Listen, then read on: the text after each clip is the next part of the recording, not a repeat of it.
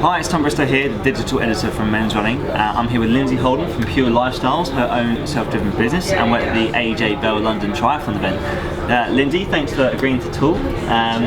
Lindsay's just going to run us through a few nutrition questions relating to running. So we'll fire away.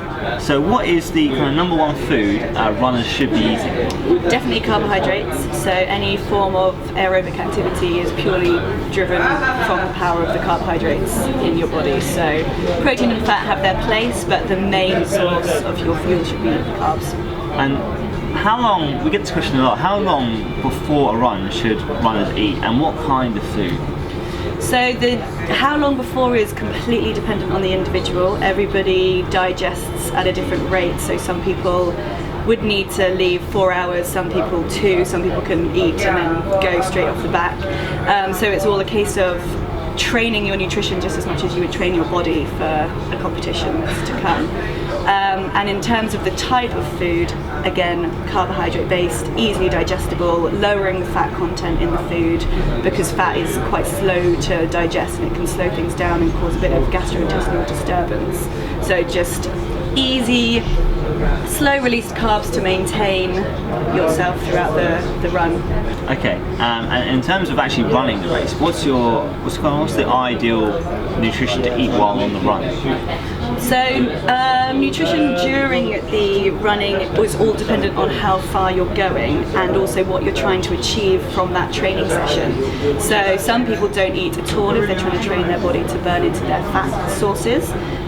Some people, if they're running for more than 60 minutes, 90 minutes, very beneficial to have carbohydrate during the run. If you're only going out for a casual 5k, Sure. Eating during is totally unnecessary because you won't use up your glycogen stores. But anything over an hour, you want to be fueling at sort of a regular half an hour.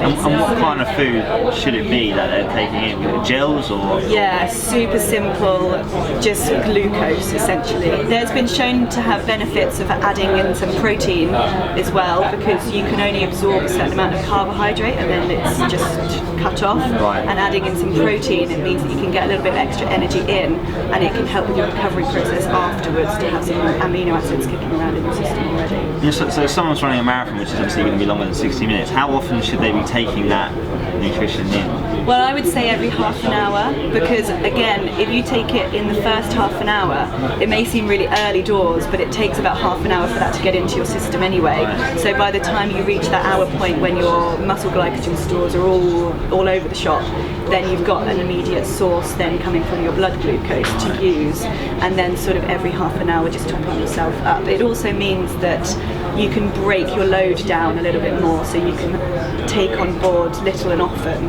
so it's easier for your stomach to deal with. Okay, sounds good.